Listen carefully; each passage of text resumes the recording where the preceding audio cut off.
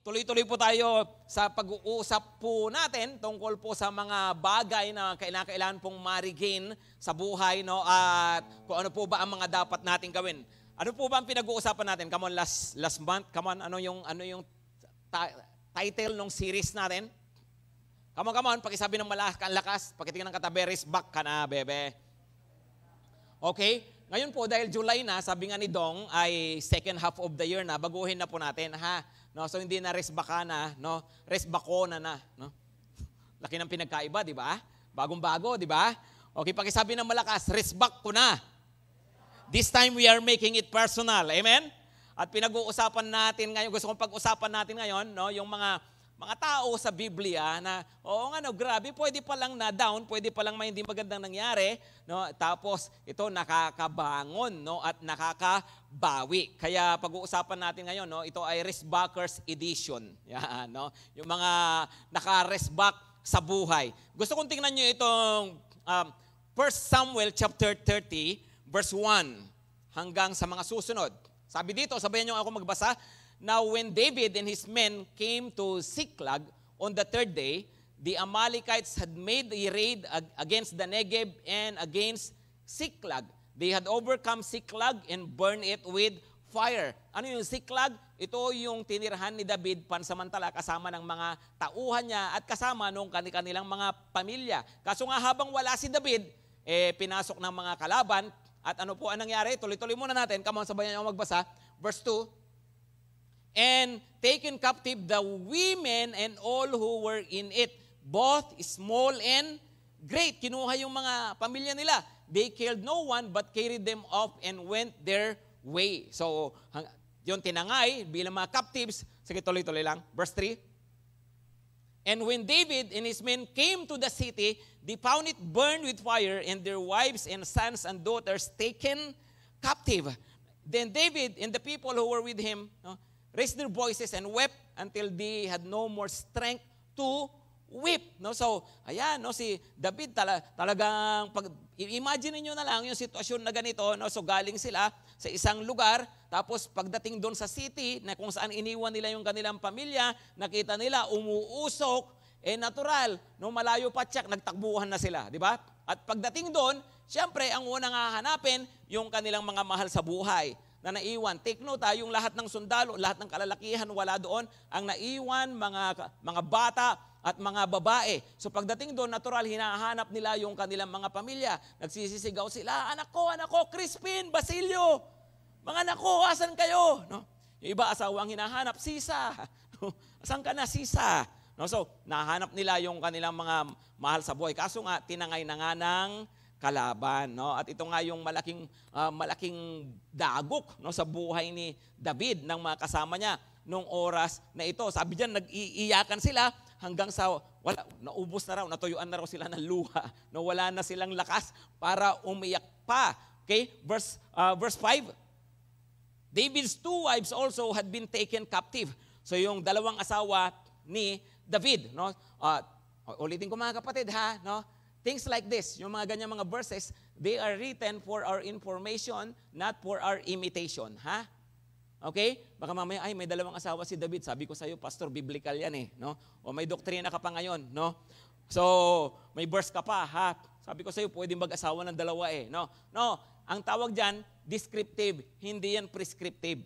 Okay, kahit si David, makikita nyo, ang Bible, honest, kahit yung malinong iba, nakasulat sa Bible. Pero for our information, not for our imitation. Clear, mga kapatid? O anyway, pati yung mga asawa niya ay pinagtatangay ng kalaban. Okay? So ito yung pag-usapan natin, mga kapatid. Restbackers Edition po tayo. No? Mahalaga, maka-restback talaga eh. No? What do successful restbackers do? Ano ang ginagawa ng mga nakaka-restback sa buhay? Number one that you should do is to retreat. Come on, pakisabi ng malakas, retreat. Malakas na yun sa inyo. Okay? Pakisabi ng malakas, retreat. No, alam nyo, kung isipin mo, no, re-restback pero re-retreat, paano yan? No, anong ibig sabihin ng retreat dyan? No, tingnan nyo muna yung kasunod na verse, verse 6. Ito ang maganda sa ginawa ni David. No? And David was greatly distressed For the people spoke of stoning him. Nagalit yung mga tauhan niya sa kanya. Siyempre, pinagbuntunan siya. Diba? Sabi nila, kung hindi tayo umalis, hindi walang nangyaring ganito. No? At talagang, ang raw ang iniisip nila, gusto siyang batuhin. No? Papatayin na si David. No? Pero, last sentence. Come on, pakibasa na lang yung last sentence. Come on, ano sabi? But David strengthened himself in the Lord his God. Amen. No? So, but David strengthened himself in the Lord his God. Ang galing, no? So sa gitna ng napakahirap na sitwasyon, natural pwedeng nagpanik, no, yung mga tao, natural pwedeng iniisip nila, habulin natin. Yung iba kung ano nang iniisip, ang gulo na, no? Pero ano ang ginawa ni David? He strengthened himself in the Lord his God. Saan siya humugot ng lakas? Come on. Saan? Sa kanyang Panginoong Diyos. Right? Alam niyo, minsan ang problema natin, no? Sabi nga, madalas ginagawa nating last resort si Lord. Di ba? Halimbawa, wala kang pera. So ano muna gagawin mo? Hanap ka ng uutangan. No? Kaya hahanap ka ng ibebenta. Benta ko yung cellphone ng best friend ko. No? Mga ganyan. No? Tapos pag wala ka na talagang diskarte, wala ka ng madilihensya, saka nagpipray, sabi nga nila. Right? Di ba? Yung ba, okay, ang dami mo nang ginawang ko na ano, tapos nagiging last resort si Lord. No? Alam nyo, kay David, sa sitwasyong ito, instead na habulin natin, ganun agad, at ginawa niya yung, ang una niyang ginawa, hindi, ang una niyang ginawa, he strengthened himself in the Lord his God. Oh, by the way, hindi ko naman sinasabing may sunog na't lahat, magre-retreat muna ako, pastor, magpipray ako mga 1 oras, no? Hindi. Pag emergency, isabay mo na habang tumatakbo ka, pwede kang mag-pray. Right? Di ba? Alam nga namang may inaatake sa puso, pagpipray ko muna. No? I have to strengthen myself in the Lord my God. No? Hindi. No? Takbo ka na sa hospital habang nagpipray. Okay? So, sa mga panahon ng mga emergencies. Pero sa panahong ito nga, si David, of course, andun siya. Wala na yung asawa, wala na yung mga anak. Ano ang gagawin? He strengthened himself in the Lord his God. Take note mga kapatid ha, in the Lord. Come on, pakisabi ng malakas, in the Lord. Not in men, not in people. No, yung minsan kasi uhugot ka ng lakas, no? Saan? Sa ibang tao. Di ba? Gusto mo magpalakas muna, no? Saan? Gusto ko sa barkada, no? Gusto ko sa ganito, no? Yan, nakakatulong ang tao, pero alam nyo, ang tao lagi hindi perfect, pwedeng magkulang. Right? And people can fail you. Diba? Ang tao po pwedeng talagang kahit kaano kabait yan, kahit gaano kabuti yan, hindi sapat ang kayang ibigay sa atin ng tao. No? Not in men, but in the Lord. Not in ministry, mga kapatid ha. Palakas ako. No? Saan? No? Babalik ako sa ministry. No. Ang pagpapalakas sa Panginoon muna, hindi sa ministry. Ang ministry, pinaggagamitan ng lakas. Ha? Baka mamaya, kalakasan ko na nga lang yung dance ministry, no? Wala, kaso hindi nakakasayaw ngayon no? Teka muna, no? Magpalakas ka kay Lord. Kalakasan ko yung worship team kaso hindi ako pwede ngayon teka muna, no? Hindi sa ministry kumukuha ng lakas, kay Lord kumukuha ng lakas. You will be strengthened not by ministering, but by being ministered to. Kailangan muna na mapag-ministeran ako o kaya kailangan magkaroon ako ng quality time with the Lord. Amen? Tingnan niyo kung anong ginawa ni David dito. No? So, siya ang ginawa niya talaga, humingi siya ng lakas sa Panginoon. Verses 7 to 8. Tingnan niyo. Verses 7. Basahin natin. And David said to Abiathar, the priest, the son of Ahimelech, no? Bring me the ephod, no? So kumuha siya ng tablet. Tapos ginugol niya, no, Lord, saan sila?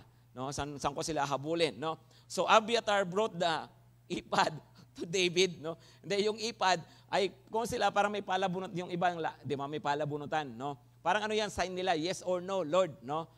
Yun ang ginawa niya. So nag-search siya ng guidance ni Lord. Tama?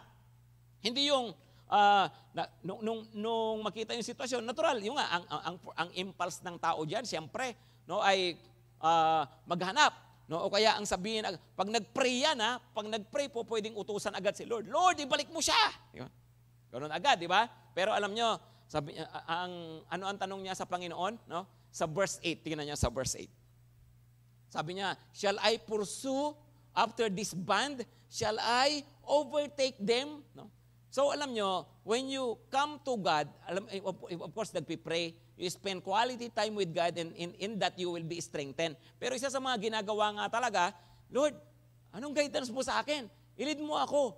Hindi yung Lord, basta ibalik mo siya. No. Nagtanong, di ba? Kaya tanongin mo, Lord, maghahabol pa ba ako? Meron na silang marriage license. No? Oo nga naman, no? Wag na. No? Pero minsan, di ba, sabi ko nga, may mga bagay na nare-recover, may mga bagay na hindi na nare-recover, pero importante, ikaw mismo makarecover. Amen? So siya nag-pray, humingi siya ng guidance ng Panginoon. Kaya alam nyo, yung, sa mga sitwasyon na mayroong mga hindi magagandang mga nangyayari, you are in battles of life, you are in the midst of losses, what do? Strengthen yourself in God. No? Spend quality time with God. Alam nyo dito sa GTC, natutuwa ako doon sa mga leaders natin, saka yung mga members natin, na from time to time, nalalaman ko, nasa prayer mountain. No? Pag saan kayo galing? Galing kami sa prayer mountain, pastor. No? Alam nyo, magandang practice yun, no, na pagkaya ay pumupunta sa isang lugar para magkaroon ng quality time with God. Pero, huwag niyo namang isipin na kailangan kong umakyat ng bundok lagi. No. Kasi kahit asan ka, you can strengthen yourself in God. Even right here, you can strengthen yourself in God. Now, tingnan nyo itong verse na ito. 1 Samuel 19, verse 18. Sabi dito, now David fled and escaped. And he came to Samuel at Ramah and told him all that Saul had done to him. And he and Samuel went and lived at Naioth. No? Okay, anong sitwasyon dyan? Si David, no, sa ibang pagkakataon, siya naman ay tumatakas, tinatakasan niya si Haring Saul kasi nga hinahanting siya. No? At ano ang kanyang ginawa? No? Saan siya tumakbo? Come on, saan siya tumakbo? Kanino siya tumakbo? Sinong tao ang pinuntahan niya dyan? Pinuntahan niya si Samuel. At, ano pa, pagdating niya kay Samuel, isinama siya ni Samuel, nagpunta sila sa Naioth. Asan naman yung Naioth? Ito naman, yung lugar ng mga propeta. Kumbaga parang seminary, parang Bible school, parang ganon. Doon naman sila nagpunta, doon naman sila nagtago. No, bakit? Kasi nga hinahanting si David, nung time na yan, si Saul wala nang ginagalang, malamang pati si Samuel, madadamay. No? So, ano ang ginawa nila? Nagpunta sa lugar kasama ng iba pang mga people of God. Alam niyo mga kapatid, no? Kapag ikaw, mayroong mga struggle sa buhay, the best thing that you can do is to run towards God's people and towards a godly place. Amen? Naioth was a godly place and where the godly people are, at kasama si Samuel. Yun ang tamang ginagawa, no? Meron akong, alam nyo, napakalaking tulong, mahalagang makita natin ito, na, okay, ganun pala yun, no? Yung cell group ko, yung church ko, yan pala ginagamit ng Panginoon para i-bless ako, para palakasin ako. Kaya lang, pwede rin talaga na dahil nga sa hindi maganda yung damdamin mo, instead na takbuhan mo, palapit, tumakbo ka palayo, right? Right? Meron akong isang nakitang post ni Ate Aan, no? Of course, dati nating worship leader dito, nakapag-asawa na ng pastor sa Kabataan, kaya ando na siya sa Bataan. Okay, pakibasa nga ng malakas. Kamo pakibasa.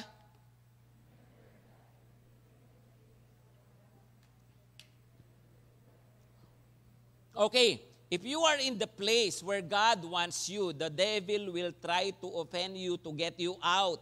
No? Okay, sino may sulat niyan? Sinulat niyan ni John Bevere, no, doon sa kanyang aklat na The Bait of Satan, no? Sa Tagalog, ang bait ni Satanas. Yan, no? So, the bait of Satan. Teka muna, ano ba yung bait, no, pain? Diba? Isipin natin ganito. No, the people of God are like, parang isipin mo lang, parang fish nga, di ba? Kaya nga, fishers of men, no? So, nasa isang lugar ka, nilagay ka ng Panginoon dyan, pero si Satanas namimingwit. Alam niyo ang kanyang pamingwit para mahatak ka at mailayo ka doon. Eventually, masupukit ka na, hindi ka na mahinga, mawala ka na. Alam mo ang pamingwit? Offenses. Yun ang kanyang pain. No? Pag inilagay ka ng Panginoon sa isang church, nilagay ka ng Panginoon sa isang grupo, sa isang cell group halimbawa, and you are right there, inilagay ka ng Panginoon sa isang ministry, doon ka pala tinawag ng Panginoon, don't expect na lahat ay feeling heaven. Ay, dahil ito ang tamang lugar, malamang mga anghel kasama ko rito. Diba? Dahil church ito, no? Kung ito ang aking spiritual family, no, walang makakasakit sa akin dito. Kasi ito ay nasa piling ako ng mga anghel. No. Actually, alam mo gagawin ni Satanas? He will try to offend you, to get you out. Marami nang nawala sa calling nila, marami nang nawala sa tamang lugar. Bakit? Dahil sa na-offend. Hello, mga kapatid. Kaya nga yung offenses, no? Kaya nga sabi ng Bible, 'di ba? Magpatawad, right? Bear with one another. No, bakit? Kasi yun ang pamamaraan ng Panginoon, hindi sa pamamagitan daw ng pag-alis. So when you are struggling, what do? You run towards God, the people of God, and you run towards the place of God. No? Ito ang tamang lugar. Ito ang tamang tao. Yung cell leader ko, kailangan ko siya. Right? Yung cell group ko, yung church, kailangan ko siya. Yung pala yun, if you want to be strengthened. Clear, mga kapatid? No? Come on. No? So, you strengthen yourself in God by spending quality time with Him. No? And by, of course, spending time with His people. Okay? So, pag-isabi ng malakas, retreat. No? Yan ang spiritual retreat. Nasa isang sitwasyon ka, aatras ka ng konti, no? Hindi para takbuhan yung laban, kundi to spend time with the Lord. Okay? Retreat. Pag-isabi ng malakas, retreat. Okay, next is retrieve. Pag-isabi, retrieve. Okay? Ano naman ibig sabihin ng retrieve? Kaya nga yung salitang rest back, di ba? Yung galing nga sa salitang rest, yung wrestling, no, you wrestle, makipagpambuno para bawiin. No, ang picture nga pala niyan ay parang may inagaw sa'yo, hahawakan mo yung kamay, pinilipit mo yung kamay, para nang sa ganon, mabawi mo yung iyong hikaw kasama yung tenga na inisnats niya. No? So, yun palang ibig sabihin ng rest back, you wrestle back, wrestling back. Ibig sabihin, if you want to retrieve something, kinakailangan ipinaglalaban. Amen? May mga dapat i-recover, and what do? Dapat pala tayo ay lumalaban. No? Come on, pag-isabi sa katabi, ilaban mo yan, bebe. Come on, inilalaban yan, ha? No, hindi po pwedeng, ganun na lang. Lord, balik mo. No? Hindi. Si David, he found strength in God, tapos nag-pray siya, Lord, anong gagawin ko? Hahabol ba ako? Sa buhay po, talagang kinakailangan may gagawin tayo. Hindi rin pwedeng pray lang ng pray. Right? You have to do something. Lord, gusto ko pong magkatrabaho uli. Anong gagawin ko? Sabi ni Lord, mag-apply ka. No? Kailangan ba yun? Oo. Lord, gusto ko pong makapag-aaral ngayong na to. No? Mag-enroll ka. No? Okay? Ibig sabihin, may mga bagay na kinakailangan nating gawin. Okay, tingnan nyo itong mga verses na kasunod. Lagpasan na lang natin, to cut the long story short, verses 16 to 20. Anong kasunod? Sabi dito, ang nangyari muna dyan, mayroong humabol na sina David. Siyempre, masyado nang nauna yung mga hinahabol nila, di ba? Natangay-tangay yung pamilya nila. Pero mabuti na lang, may nakuha sila na isa sa mga alipin ng mga Amalekites, no? yung mga kumuha sa pamilya nila. At dahil may sakit, iniwan. So sa madaling sabi, pinakain nila, tinulungan sila ngayon na maabutan o malaman kung saan napunta yung mga hinahabol nila. Okay? Galing, no? No? Alam niyo si Lord, pag mayroong siyang gustong gawin sa buhay mo, gagawa naman talaga siya ng paraan. Tama? Tama? So pagdating dyan, no, nung nakita na nila ito, and when he had taken him, yung napulot nilang mama, no? Si David, no? Kasama siyempre yung kanyang army, and when he had taken him down, behold, they were spread abroad over all the land, eating and drinking and dancing. Next.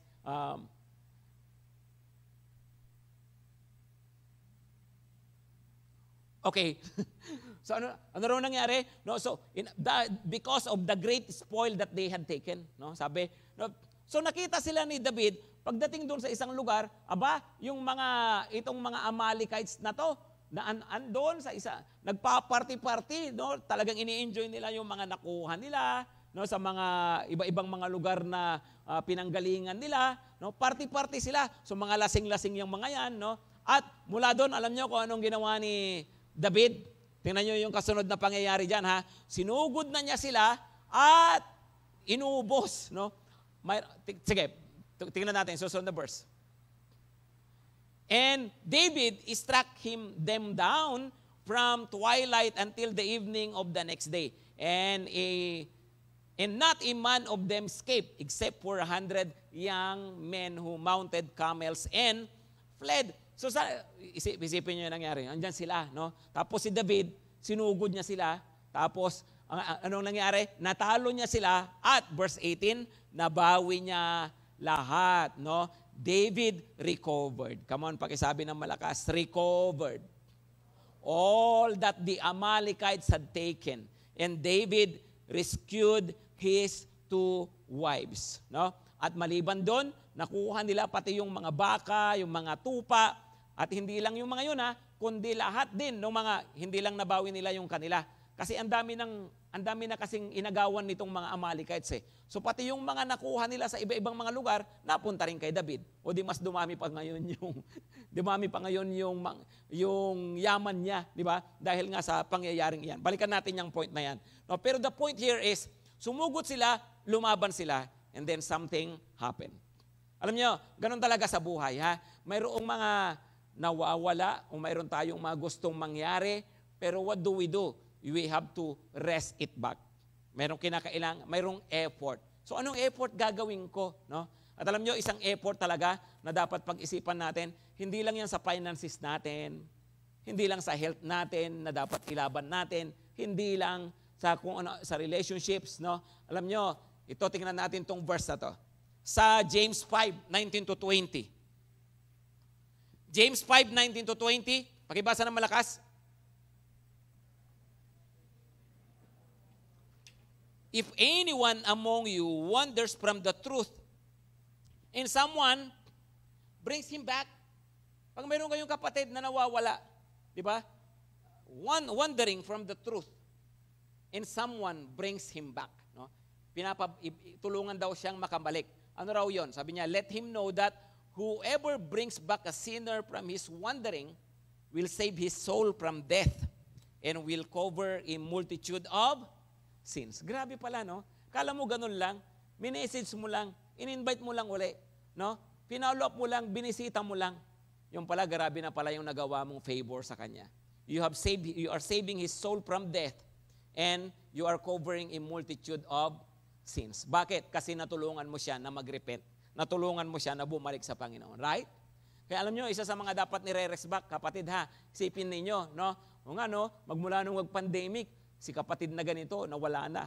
Diba? Magmula nung mag-lockdown, nawala na si ganito. So baka may kinakailangan po tayong mga i-rest back. Clear mga kapatid? Okay? So, mayroong mga kinakailangang i-retrieve. The point is, mayroong effort. Pakisabi ng malakas, effort. Effort. Okay, yan. No? Number three, retro. No? What do successful rest baggers do? No? Retreat, retrieve, retro. Paano ang ibig sabihin ng retro? No? Retrospect, ibig sabihin. No? Ibig sabihin, you look back. Titingnan mo, bakit nangyari? Ano ang matututunan ko doon? Ano ang nangyari doon? No? Ano ang purpose noon? Di ba? Kasi kung alam nyo, sa totoo lang, kung sa mas makitid na pagtingin sa buhay, kung ikaw si David, pwede mong isipin, bakit pa nangyari yun? Ba't may ganun pa? Mababawi din naman pala. Pinagod lang kami. Tama? Tama? Bakit may ganun pang struggle? Bakit may ganun pang losses? No? Samantalang, mababawi din naman pala. No? Alam nyo, mahalagang makita natin yung takbo ng sitwasyon at nai-evaluate natin. Okay? Sa Facebook, lagi kayong may nakikita ATM. Ano ang ibig sabihin ng ATM? Automated teller machine, no? Ano nga ba? No? Come on. At the moment, no? Okay? At the moment. Or in other words sa English, meanwhile. Pakisabi ng malakas, meanwhile. Okay, sa Tagalog, ano yon? Come on, sa Tagalog, ano? Yan, samantala. Di ba? So, samantala. Anong kinalaman yan, Pastor, dyan sa retro? No, alam nyo, kung babalikan ninyo, if you look back, no, dito sa pangyayari kina David, ay meron, nung habang pala sila ay hinahabol nila, hinahanap nila yung kanilang pamilya, hinahabol yung mga tumangay, alam nyo, mayroong kasalukuyan din na nangyayari. No, 1 Samuel chapter 31, of course, sa chapter 30 tayo ha. So, continuation lang ito, no? Pero ito yung parallel, ito yung kasabay na nangyayari. Okay? Okay? So, listen carefully para maintindihan natin mabuti ito. Kasi ito actually yung pangunahing dahilan kung bakit sinulat itong chapter 30. At kung bakit andyan, kung bakit may ganun pang karanasan sina David. Bakit kailangan pang mawala yung kanilang pamilya? Bakit kailangan pang magkaroon pa sila ng ganung problema? Kasi ito ang dahilan yan. Kaya listen carefully. No, sabihan niyo ako, now the Philistines were fighting against Israel. And the men of Israel fled before the Philistines and fell slain on Mount Gilboa. So, ito yung background niyan ha. Bakit in the first place, si David saka yung kanyang mga tauhan wala sa Siklag?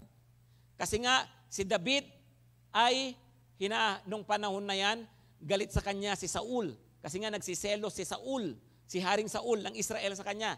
So ang ginawa ni David, nakitira sa territory ng mga Philistines. Yun yung Siklag. Okay? Ngayon, magkaaway ang Philistines at ang Israel.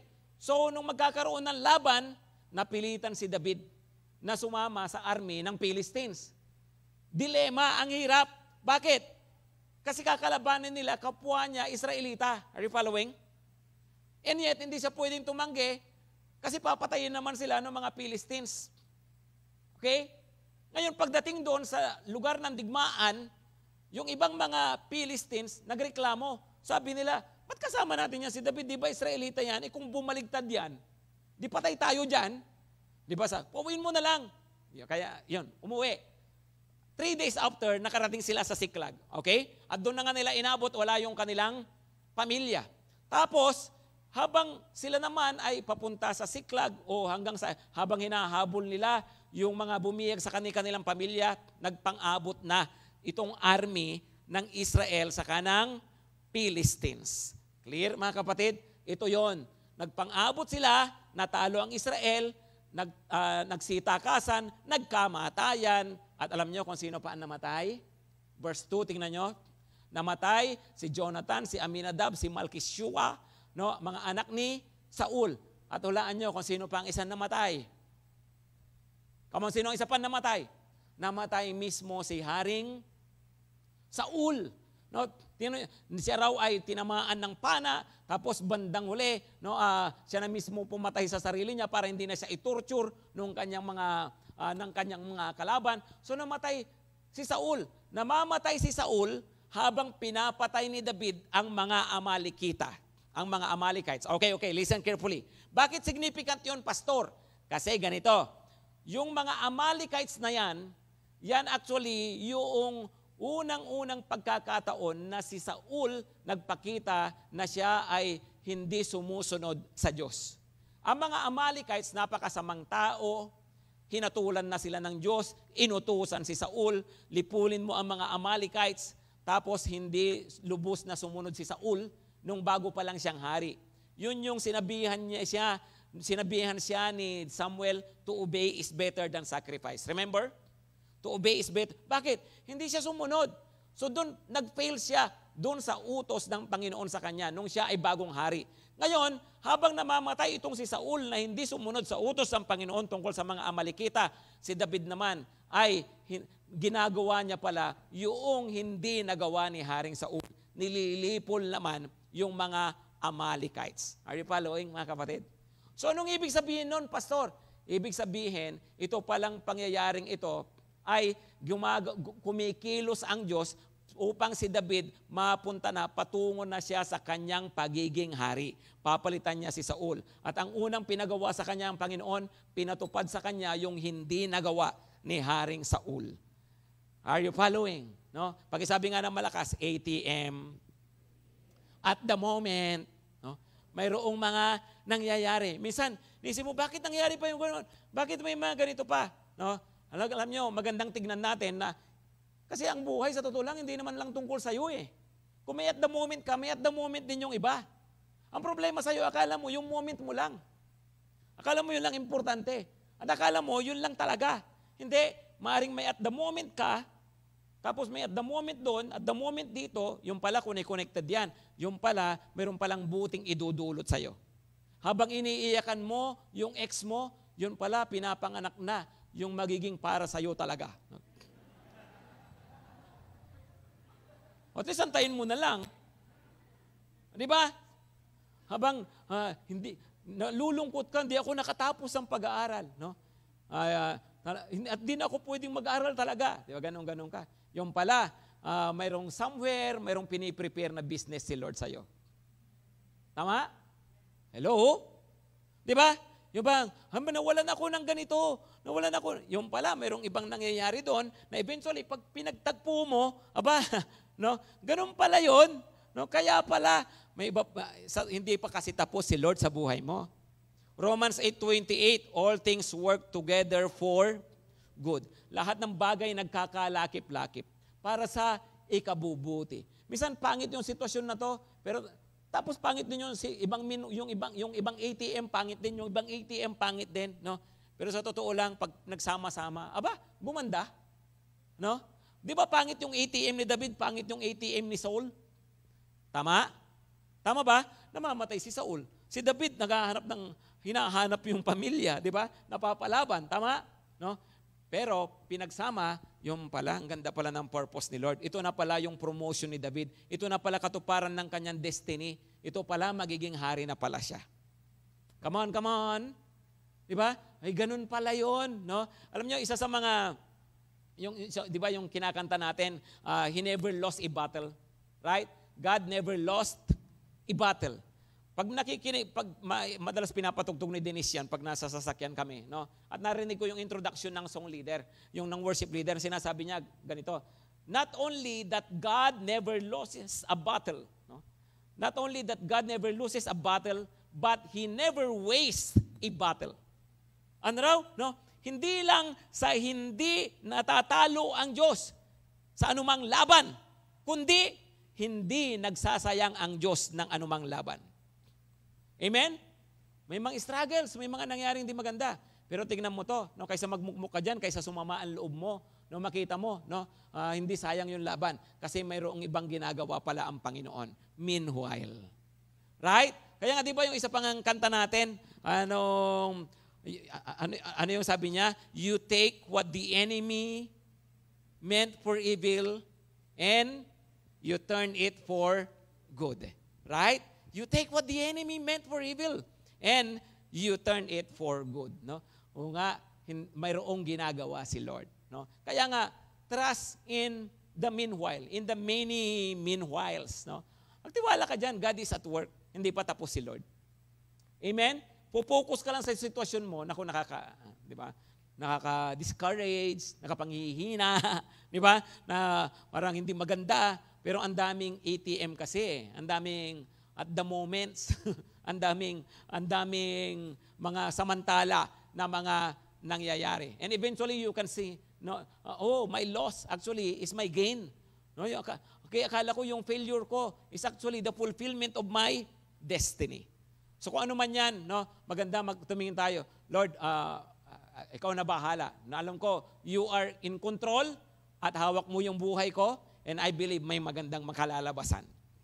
Amen? Maganda pala yung ganong pananaw. No? So, as you look back, no, habang tinitingnan mo yung sitwasyon, basta alam ko, no, hindi ko pa nakikita yung future, pero alam ko, may gagawin si Lord. Tumayo nga tayong lahat, mga kapatid. No?